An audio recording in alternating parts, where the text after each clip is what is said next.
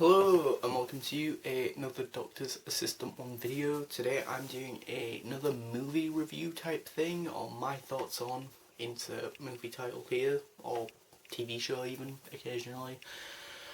Usually TV show trailers, yeah, just variation on just doing Doctor Who all of the time. And that, because even I get bored of doing that. All the time.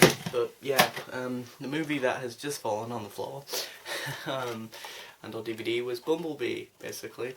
I watched it yesterday of this recording, so if I'm a bit hazy about the details, then that's probably why.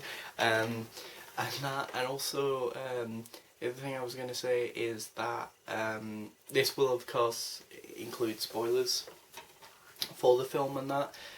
So if you haven't seen it, probably not best to watch this video. But yeah, I really enjoyed it a lot more than I thought I would. I was a bit like, I don't know if I'm gonna like this movie.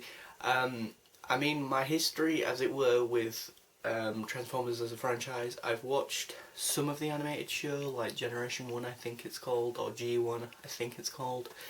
These days I've seen the first 3, I want to say, Michael Bay movies. I like the first one, I like the third one quite a bit. I really don't like Revenge of the Fallen, and then after Dark Side of the Moon I kind of just gave up on that franchise really, because they got up to like I think 6 or 7 movies and that, and each one was just getting worse and worse, and that. But yeah, I think the thing is, I hope this film did well, but after the Michael Bay sort of films kind of fucked the franchise, or at least Transformers, I don't know if this film did well. I think I could be wrong, but I think it came out sort of end of 2018, around about the same time as Spider-Man Into Spider-Verse. So for me personally, I went to see that instead of this film, although I did want to see this film. It's just, as I say, both were coming out very close to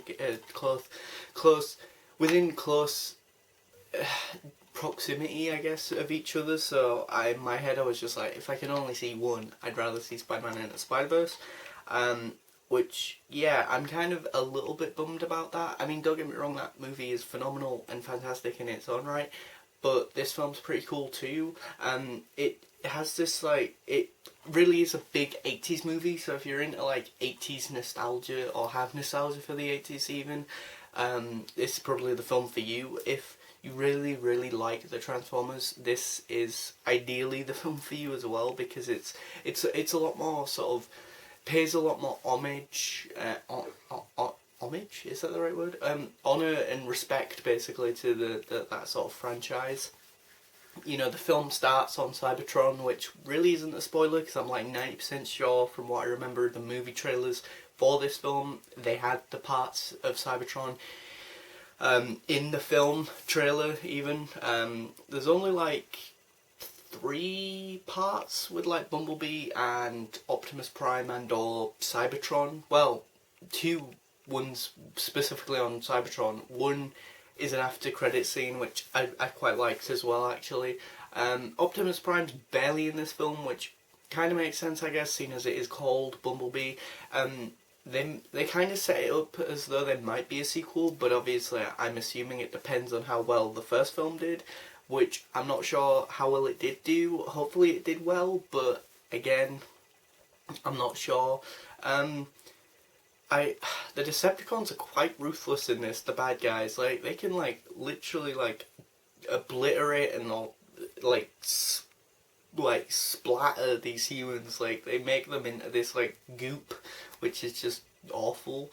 And that there are definitely more Decepticons in this film than Autobots. There's 2 sort of main ones, like a male and a female one, like a dark blue and a red one, and a dark red one.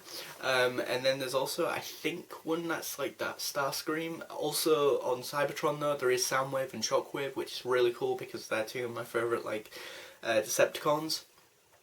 And that personally, and then yeah, you don't really see Megatron, is it? Who's usually the main bad guy. and was in the Michael Bay ones. One thing that I do love about this, as opposed to the shitty Michael Bay ones, and what was a big criticism of those films by myself and most fans of actual Transformers, is the fact that like everything was so gunmetal grey and so unbelievably like saturated and all like dull looking, like in terms of like the mechanics of the Transformers. You couldn't tell what they were made of almost, whereas when you see Bumblebee in this film transform, you can kind of see all the little bits and pieces and the cogs and the wheels and that's sort of the thing that I think Transformers fans, myself included, kind of really like, you know.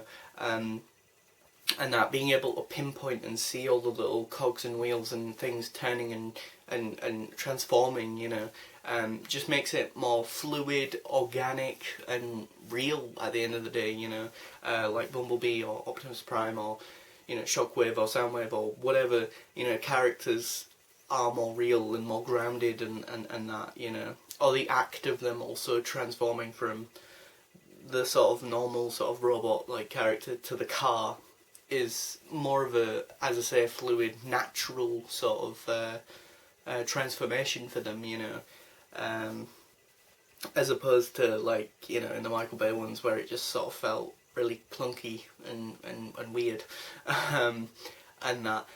Again, it's very much nostalgia heavy on the 80s, so again, like, in terms of the music, it's all 80s stuff, so if, again, you're really into your 80s, then you might like this film a lot. I like Charlie, the main character, she's really nice. I don't think I've seen that actress in anything else, but she's, like, a really cool sort of character. The guy who likes her is kind of funny as well.